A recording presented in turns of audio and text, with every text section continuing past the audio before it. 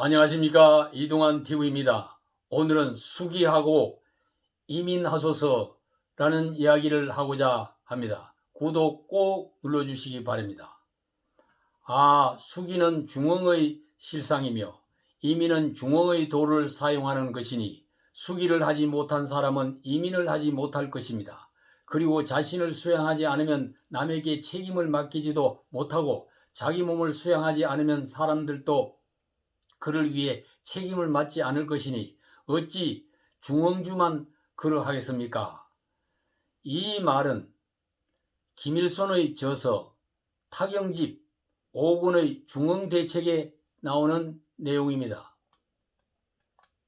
자신을 수양하지 않고는 남을 다스릴 수 없으며 나라를 부흥시킬 수도 없다는 강한 주장이 담겨 있습니다.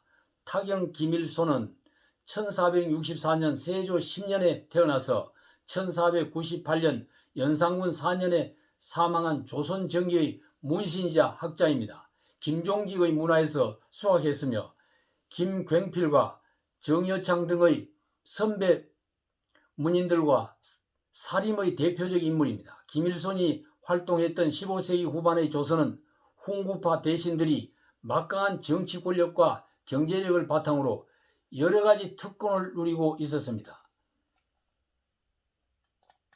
이에 성종은 사림들을 등용해 응관에 임명함으로써 훈구파들을 견제하고자 했습니다. 이때 김종직을 비롯한 사림들이 대거 중앙에 진출했습니다. 김일손은 성정원 주서와 홍원관 등 주로 응관을 맡았습니다. 김일손은 단종의 후사를 세울 것을 건의하고 문종의 비이자 단종의 어머니인 현덕황후 소릉의 보기를 주장했습니다. 그리고 사관으로 있으면서 원호로부터 들은 단종의 죽음에 대한 이야기와 서성 김종직의 조의제문을 사초에 기록하였습니다.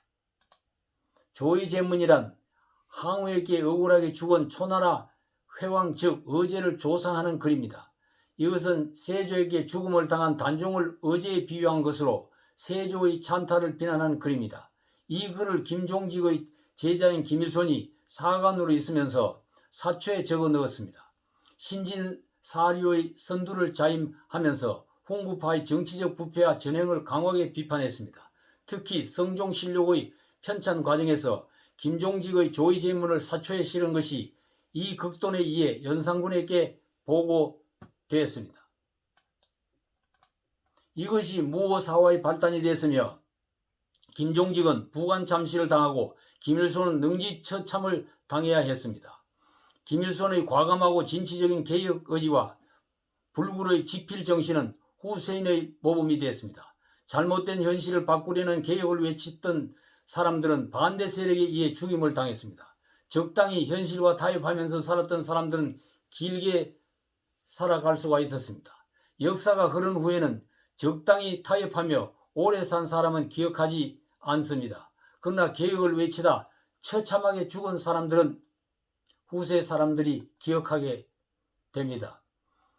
정의를 외치다 제 명대로 살지 못하고 죽어간 사람들이 비록 소수이지만 그분들의 피의 희생으로 역사는 발전해 가는 것입니다. 김일손이 능지처참을 당하기 전에 나라의 중흥대책을 역설하면서 자신을 닦아야 사람을 부릴 수 있다는 말이 수기이민입니다. 이 말은 나라를 부흥시키려면 나라를 다스리는 임금부터 실행해야 한다는 상소의 글입니다. 수신하고 제거하고 난 후에 치국하고 평천하를 해야 한다는 대학의 가르침이 들어있는 것입니다.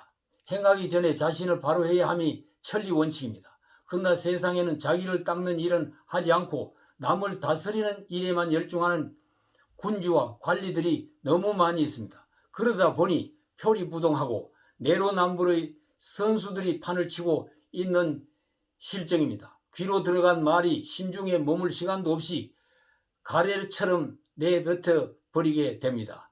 사람을 부린다면서 사람을 괴롭히고 사람을 못살게 하고 있는 것입니다. 사람을 이끌려고 하기 전에 자신을 먼저 닦아야 한다는 말이 되는 것입니다. 김일손의 충언을 되새겨 볼 일입니다. 남을 다스리기 전에 자기 자신을 먼저 다스려야 한다는 뜻이 김일손의 충언에서 발견할 수가 있는 것입니다. 김일손의 충언을 다시 되새겨야 할 것입니다. 감사합니다.